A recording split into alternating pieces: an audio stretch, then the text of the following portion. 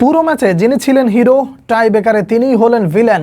আর্সেনালের স্বপ্নভঙ্গ, PSG লিখলো ইতিহাস, জানিয়ে রাখলো চ্যাম্পিয়ন হতে গেলে মানসিকতার দরকার, শিরোপা জিততে হলে একটা ইউনিটি দরকার, শিরোপা জিততে হলে একজন মাস্টার মাইন্ড দরকার। যেই শূন্যতাটা দীর্ঘদিন ধরে পিএসজির মধ্যে বিরাজ করছিল, তারকা ছিল কিন্তু ছিল না একজন মাস্টার মাইন্ড। সেই মাস্টার মাইন্ড এলেন, দেখলেন আর ব্যাক টু ব্যাক পিএসজিকে শিরোপা উপহার দিলেন। নাসের আল খেলাইফির সেই কথাটা আরও একবার মনে করিয়ে দিতে চাই। তিনি তার ফুটবলীয় কেরিয়ারে, ইতিহাসে যেই জায়গায় অবদান রেখেছেন, প্রত্যেকটা জায়গায় তিনি একটা কথা মেনশন করে বলেছেন যে আমার কেরিয়ারে সবথেকে সেরা মুহূর্ত, সেরা অ্যাচিভমেন্ট বলতে যদি কিছু থাকে তাহলে প্যারিস সেন্ট জার্মাইতে আমি একজন ব্যক্তিকে এনেছি যে শুধুমাত্র খেলতেই জানে না, খেলা বের করে আনতে জানে, যে পিছিয়ে পড়েও সামনে এগিয়ে আসতে জানে। তিনি হচ্ছেন লুইস এনরিকে। পিএসজিকে back to back champions league শুধু জেতালেন না, রিয়াল মাদ্রিদের ঘাড়ের উপরে নিঃশ্বাস রাখলেন যে তোমরা যেভাবে হ্যাট্রিক করতে পারো সেখানে আমরাও বোধহয় ভাগ বসানোর জন্য প্রস্তুত হতে পারি।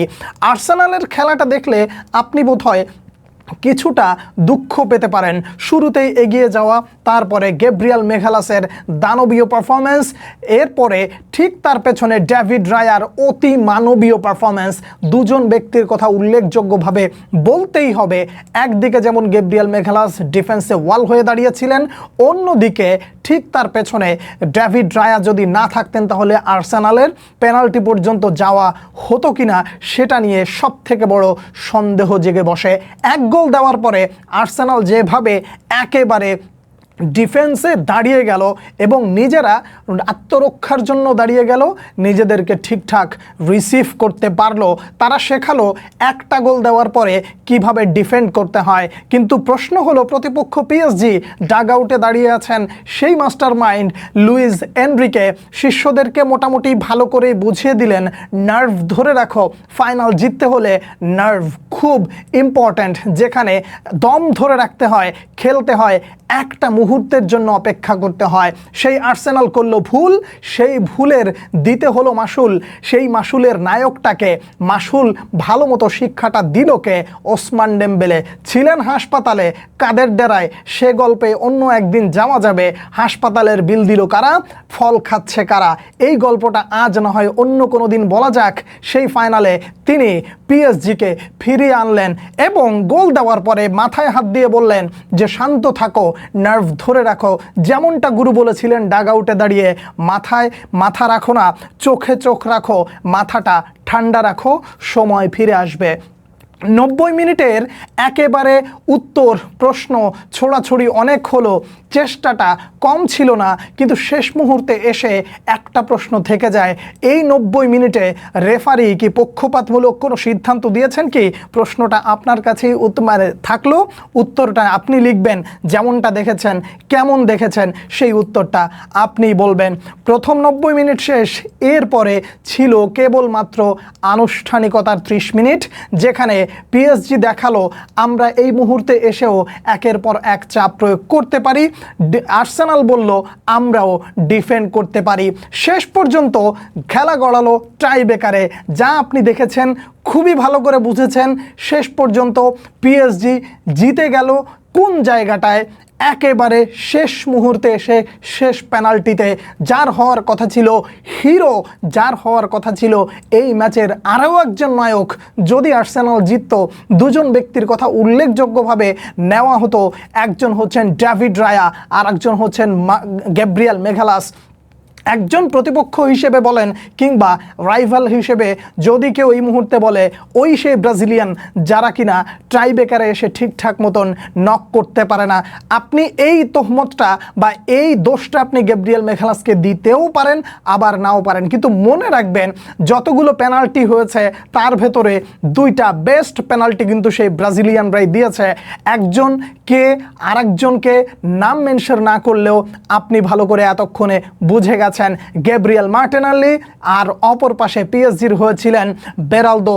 দুজনের পেনাল্টি দেখার পরে চোখ শীতল ছিল, কিন্তু মনের ভেতরে তো দুরু নামটা যখন ব্রাজিল, ট্যাগটা তো ওই দেশেরই রয়েছে যারা কিনা পেনাল্টিতে এসে বারবার তাদের স্বপ্নের তরি একেবারে চূর্ণ বিচূর্ণ করে দেয়। সেই গ্যাব্রিয়েল মেগালাস আত্মবিশ্বাসী পেনাল্টি চলে গেল বাইরে, পিএসজি ছুঁয়ে ফেললো সেই স্বপ্নের শিরোপা।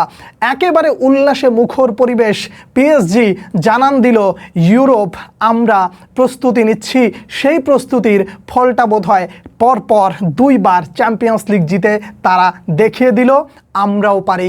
যেই নামটা সবসময় আত্মবিশ্বাসের সাথে নিতে হলে মানুষ ভাবতো এই দলটা কবে ভালো কিছু করবে, ভালো কিছু করতে হলে কি দরকার, খুব নামি দামি প্লেয়ার, সেই উত্তরটা বোধহয় মিথ্যে করে দিয়েছেন লুইস এনরিকে। দ্য চ্যাম্পিয়ন প্যারিসদের কপালে একেবারে স্বর্ণাক্ষরে লিখে দিল তোমরা নিজেদেরকে চ্যাম্পিয়ন বলতে পারো, শুধুমাত্র প্যারিসেই তোমরা চ্যাম্পিয়ন নও, তোমরা গোটা ইউরোপের চ্যাম্পিয়ন। ফাইনালটা হলো একেবারে রসে রসালো, চেষ্টায় কমতি ছিল না পিএসজির। ওপেন ফুটবল তারা খেলেছে, একেবারে বাস পার্কিং তারা করেনি। আর্সেনাল নিজেদের দায়িত্বটা মাঠের ফুটবলে ঠিকঠাক করতে পারলেও ট্রাইবেকার দুঃখ ডেকে আনলো মিকেল আর্তেতার কপালে। সেই জয়টা একটা মাত্র জয়ের শেষ মুহূর্তে এসে একেবারে অন্যরকম পরিসমাপ্তি ঘটতে পারতো ইংলিশ প্রিমিয়ার লিগের ফুটবলে। কেন এই কথাটা বললাম? 3টা European competition, conference league, Europa league, এই দুটো ইংলিশ প্রিমিয়ার লিগে গেছে, বাকি ছিল একটা, সেই একটার নাম ছিল চ্যাম্পিয়ন্স লিগ। আর্সেনাল একেবারে কাছে গিয়ে শেষ পর্যন্ত হেরে গেল। ইউরোপা লিগ এবং কনফারেন্স লিগ, তারা ইংলিশ প্রিমিয়ার লিগ নিয়ে বোধহয় কিছুটা স্বপ্ন দেখছিল, আরও একটা ঘরে আসতে যাচ্ছে। সেই অপেক্ষাটা শুধুমাত্র আর্সেনালেরই নয়, গোটা ইংলিশ প্রিমিয়ার লিগ সবাই অপেক্ষা করছিল আমাদের এই লিগে খেলা একটা ক্লাব চ্যাম্পিয়ন্স লিগ নিয়ে আসুক। শেষ পর্যন্ত সেটা আর কপালে হলো না।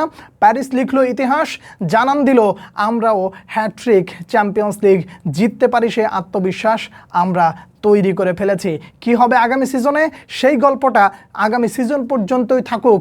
বিশ্বকাপের আগে এই ধরনের একটা দুর্দান্ত ম্যাচ উপহার দেওয়ার জন্য, প্যারিসকে চ্যাম্পিয়ন করার জন্য, এবং ক্লাব ফুটবলে একজন যে মাস্টার মাইন্ড প্রয়োজন হয় ডাগআউটে, যদি সেই নামটা হয় লুইস এনরিকে, তাহলে বিশ্বাস রাখুন তার উপরে তিনি আপনাকে নিরাশ করবে না। পিএসজিকে আবারও তিনি নিরাশ করেননি, বরং শিরোপাটা এনে দিয়ে বুঝিয়ে দিল তোমরা প্রস্তুতি নিতে পারো হ্যাট্রিক চ্যাম্পিয়ন্স লিগের। পিএসজি কি পারবে রিয়াল মাদ্রিদের রেকর্ডে ভাগ বসাতে? প্রশ্নটা রইল আপনার কাছে, উত্তরের অপেক্ষায় রইলাম। আজ এ পর্যন্তই, পরবর্তী ভিডিওতে আবারও দেখা হচ্ছে, সেই পর্যন্ত অনেক অনেক ভালো থাকবেন। আল্লাহ হাফেজ।